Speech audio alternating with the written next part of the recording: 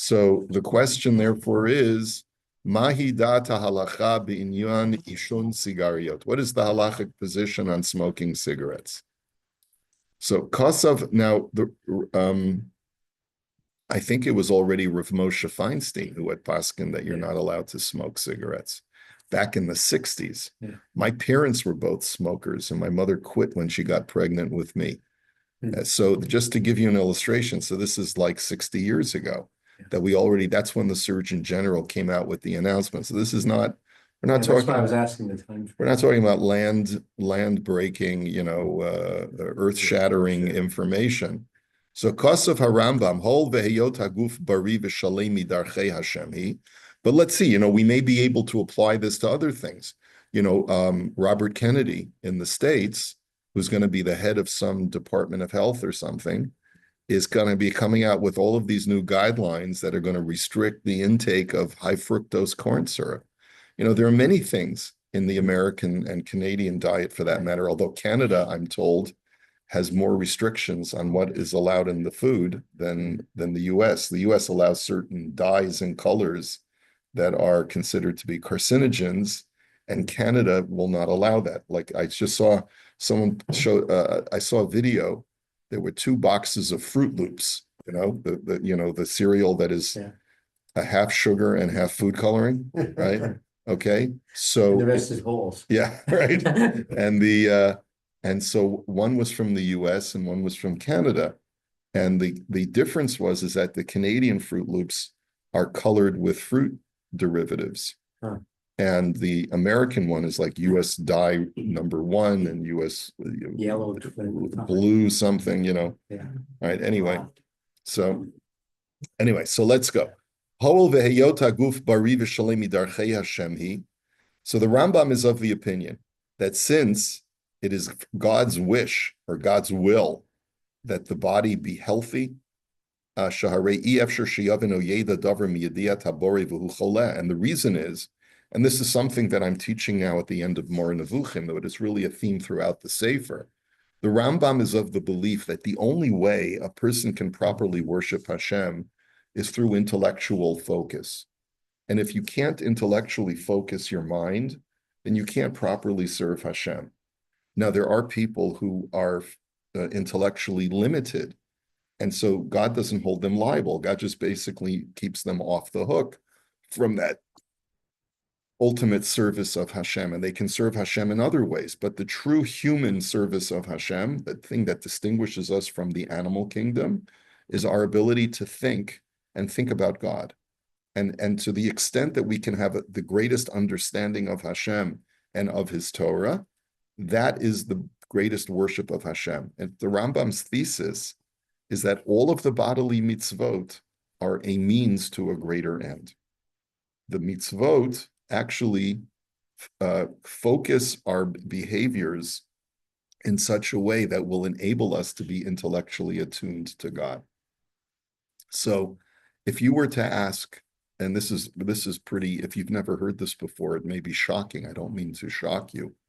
But the conventional wisdom, like from Rabbi Yehuda Halevi in the Kuzari, for example, when I shake a lulav, what am I accomplishing? What am I doing? I'm pleasing Hashem in a certain way, and I'm also interacting on some cosmic level with some energy that's, call it what you will, that is being affected through my movement of the lulav and the fact that I've picked it up on Sukkot and I've done a mitzvah with it. That's the conventional wisdom. That's the way we normally think about what I accomplish when I do a mitzvah. For the Rambam, none of that takes place. The fact that I am focusing on a mitzvah and I understand why I'm doing what I'm doing, having to do with the agriculture of Eretz Yisrael, that helps perfect my intellect and allows me to understand Hashem and His universe better. And so it's a means to a greater end in that sense. It's not an end unto itself. Sounds like neither are necessarily wrong. They can both be, can't they both work together? They're not contradictory, but it's just that when you read the Rambam's writings, it seems like his primary focus is on what is accomplished for the human being's intellect, and not he never talks about the fact that there's like some kind of cosmic influence that I have through the performance of mitzvahs. That all comes through the Kabbalistic world. That comes through later writings. Okay. In any event, I want you to be aware of that. And so the reason why the Rambam believes that having a healthy body is imperative is not because being physically fit is an end unto itself, because as he writes, no matter how good in shape you can become, you'll never be as strong as an elephant, no matter how hard you try. So, like, how is that considered to be a human achievement? That's an animalistic achievement, and it's a limited achievement at that, because no matter how strong and how many days of the week and hours you go into the gym, you're never going to be. That can't be the ultimate objective. The ultimate objective is be healthy, so your mind will be sharp and clear and not occluded, and that's so that you can worship Hashem that way. So that's why he writes. He says it's impossible for a person to actually know anything about God if he's sick. And therefore you have to distance yourself from things that are harmful to the body. And you have to comport yourself in ways that will improve the body and make it more healthy. Because of HaBe'er HaGoyla, the Be'er HaGoyla is a commentary on Shulchan Aruch, and he writes, Shahatam she'izhira al Torah ashmiras hanefesh humitam she'HaKadosh Baruch Hu es olamu b'chesed. He writes that the reason why the Torah commands us to preserve our physical health is because Hashem created this world with chesed, with kindness, lehetiv l'nivraim, in order to be benevolent to God, his creations. Yakiru et gadluto v'sheyekaimu mitzvotav. He wants us to be able to recognize him, recognize his greatness, and fulfill his mitzvot. V'hamisakein atzmo ki'ilu moes beratzon baro ad kan devarav. And therefore, if you allow yourself to become physically unhealthy, then you are, in a sense, rejecting God's project. God's whole plan. Why did God make me? He made me so that I can serve him. He made me so that I can know him. He made so that I can have a relationship, an attachment to the Ribono Shel Olam. Well, if I'm sick in bed and I have a hacking cough, and I'm going to be curtailing, God forbid, my lifespan by doing things that are unhealthy, then I'm sort of basically pushing back against God and saying, no, I don't want to do what you want me to do. Right? And we talked a little bit about this when we talked about this practice of self-harm. Remember, we talked about the whole idea of the Torah prohibits self-injury, and that was why we had this whole question of can you sanction plastic surgery purely for aesthetic reasons? And we ended up saying that you could, but nonetheless, we have to realize that exposing oneself to high risk situations is not permitted. So v'yadua da'at harefua ki hochach me'al lakol safek she'ishon afilu ma'at. Now, we already know modern medicine has demonstrated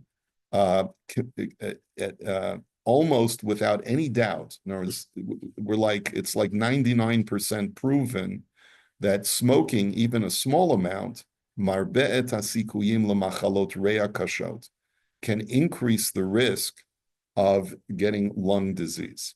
V'chein machalot lev uchlei hadam the shevetz mochi, and it can also lead to heart disease and vascular disease. And I don't know what shevetz mochi, I know it has something to do with the brain, but maybe it could lead to stroke. I mean, maybe that's what it means. Let me just see. Shevetz mochi means a stroke. Let me just see. Yeah, it means a stroke. It could lead to stroke. Okay. V'lo rak l'mi sheme'ashen, ela gam le'ela shenimtzaim b'kirvato shel ha'me'ashen b'makot sgurim. He says smoking doesn't just pose a danger or a risk to the smoker, but it also poses a risk to the people who are within the vicinity of the smoker if you're in enclosed spaces. like in a restaurant, which is why most restaurants do not allow smoking. V'afilu ubar b'mei imo hame'ashenet alu lehinazek. And similarly, if a fetus in its mother's womb and the mother smokes, that's a danger that's harmful to the fetus. Uvesifrota rifuit yadua shemilionei anashim meitim meishun b'chol shana. If you look at the medical journals, they will inform you that millions of people die each year from smoking. Obviously it's not directly, the cause of death is never smoking. Cause of death is influenza, lung disease, lung cancer. Yeah, right. The cause of Bishut Tzitz Eliezer, Shekaven Sha'anashim Hanimtzaim B'kirvat HaMe'ashen Alulu Mekabel Machalot Re'ot, Yesh Lahem Zuchut Lidrosh Me'hame'ashenim Lo La'ashen Li'adam Ayin Sham. The Tzitz Eliezer has a tshuva that it is my halachic right to demand that you not smoke in my vicinity because you could be harming my lungs. And so it is my halachic right to demand that you not smoke. It's a tshuva that Tzitz Eliezer. Maybe we'll take a look at it later. So like if you're ever near someone, what happens quite often is that sometimes there's a simcha here and you'll see guys go outside and smoke and they're smoking right by the door. You have a halachic right to go over to that person and say, first you should say, welcome to the bayit.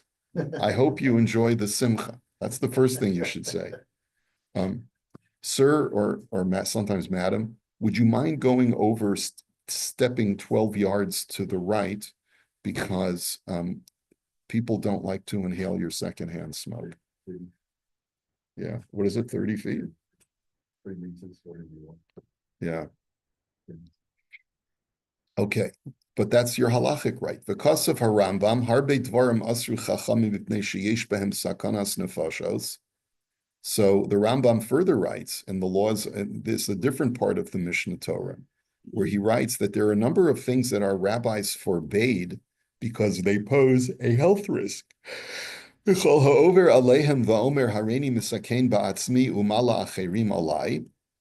And anyone who violates those prohibitions and says, what's the big deal? It's my life. I can do with it as I wish. And if I want to endanger myself, I'll endanger myself. Oh, any makbid al kach, he says, I don't care.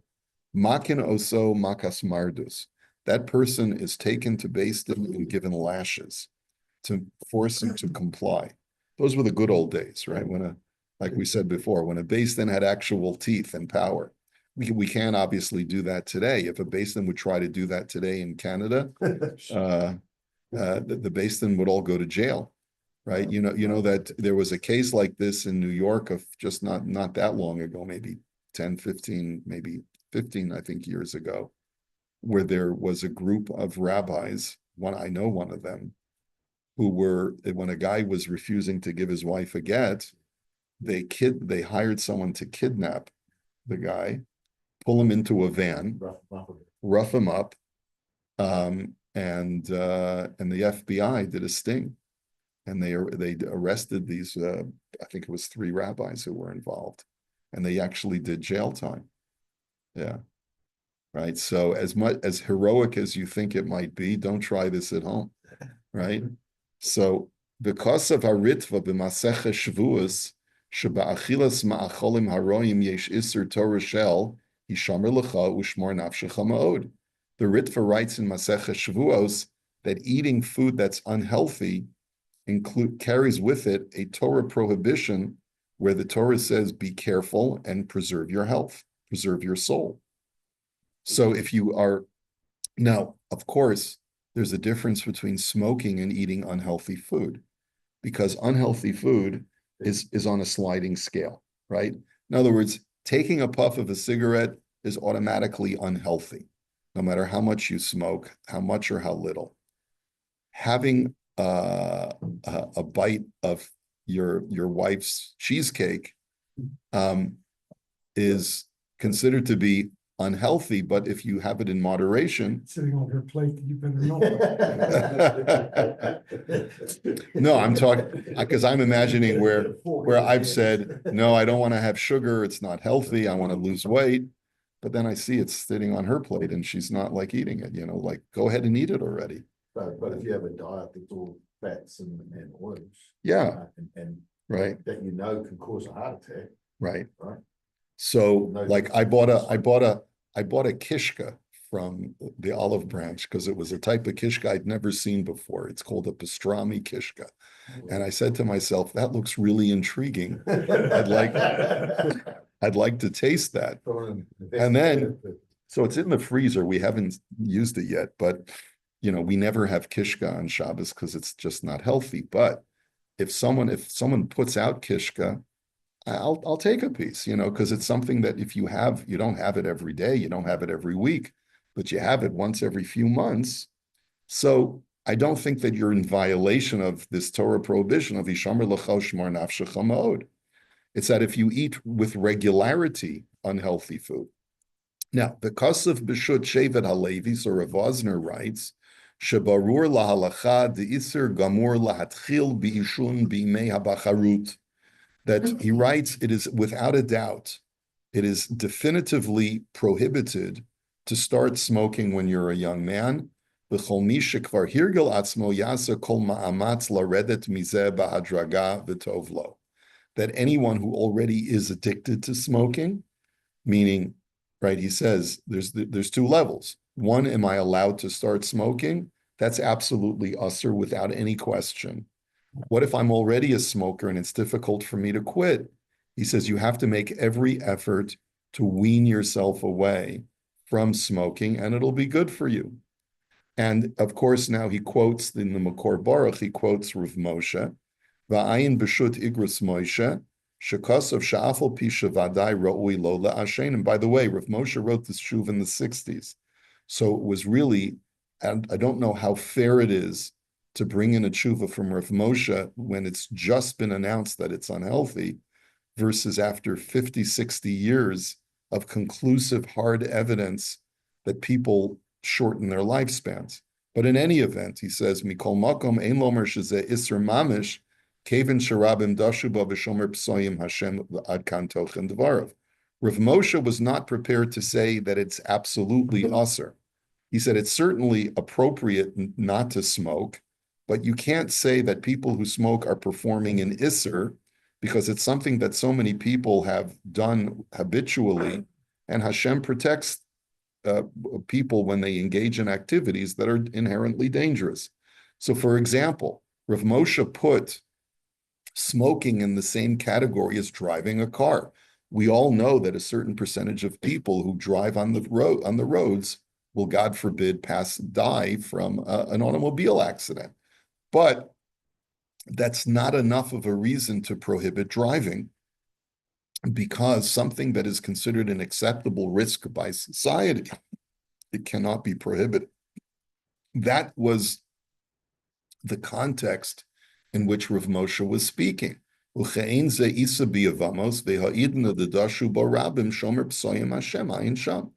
And the Gemara uses that terminology, that if a whole community or society engages in a certain activity, then even though there's inherent risk in that activity, other people are allowed to as well, and God will protect the innocent.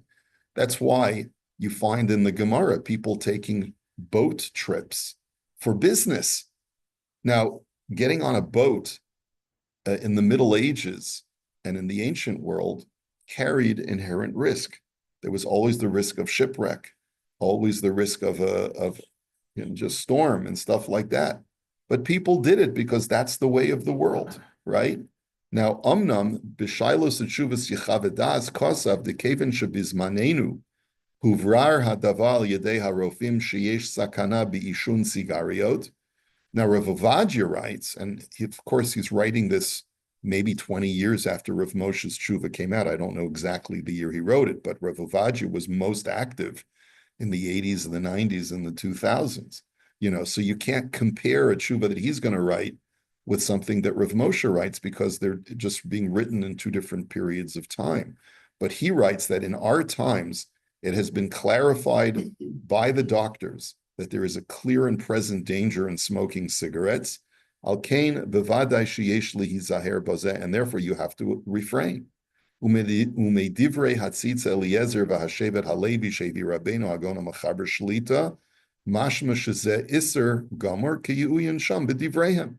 But it seems like from the tshuvas that the Tzitz Eliezer and the Shevet Halevi are saying, it's mamish aser. You can't say like, oh, it's better not to, proper to refrain from it and so forth. They're mamish saying that it's aser. And this is the position that Rav Sharaga is taking. And that's the end of the tshuva. Surprisingly, that's the tshuva comes to an abrupt end. But it's important to know that it's basically an open and shut case in the modern world. Chelek Tes Vav Siman Lamed Tes. Let me just see what year that Tzitz Eliezer wrote his tshuva. So Rabbi, in that commentary, you're saying that if it's commonly accepted that it is okay. Right. then if we go back to the previous question about the cosmetic surgery, today it's fairly well understood that the chances of having bad operation, a fatal operation, Are minimal. Yeah, are minimal. correct. So, like, but take it to another step. If you start bungee jumping, the chances of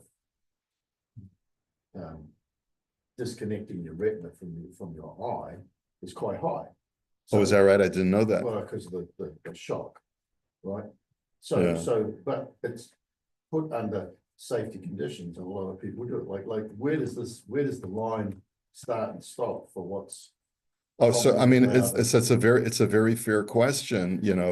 What about recreational risks? Like bungee jumping or skydiving or go-kart racing or yeah, whatever. But yeah, right, or things like that. I mean, there's certain safety things that are put in by government, let's say, to try and ensure that you have success. But I mean, How about living in a war zone? it's your choice. Well, if you're living in Yerushalayim, it's I think that's pretty safe. No, I mean, there's not you can't really call Yerushalayim a war zone. The question is, I didn't say I was living in one. I just wondered what it was like. in other words, would it be permissible after the army has told you to evacuate, let's say Kiryat Shmona, could you say, no, I insist on staying? Halachically, it would not be permitted to continue staying.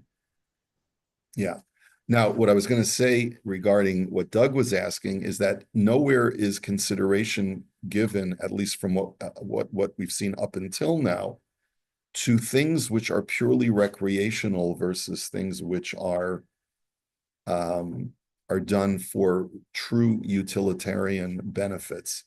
Let's say a person, what? Mining, construction. Yeah, or getting on a boat to do business, or getting in a car to do business, So in other words, we could make a distinction if society sanctions an activity partially because it brings great benefits to the individual or to society, such as travel. Even though there's inherent risk in travel, that's one thing. But what about a gratuitous risk? Just, I want to get a thrill. Yeah. There's no benefit to society. There's no benefit to my family. It's just a personal benefit. Does that in any way diminish the justification of doing it once society has sanctioned it? So your point is well taken, but we haven't seen any of the poskim yet who have made that argument. It would seem that once society sanctions something as being perfectly safe and legitimate, then you're permitted to do it regardless of what the benefit.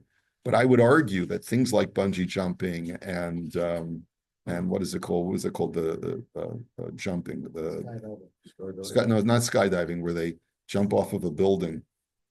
Yeah. The parachute, the free fall, Zip line, base jumping, right?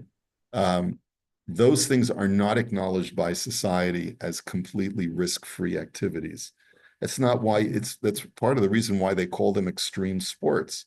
Extreme meaning you may end up as something on a rock. Yeah. All right, so we'll hold it here. We'll take a look at the Tzitz Eliezer Mirz Hashem tomorrow, and then we'll go on. Okay. Have a good day, everybody.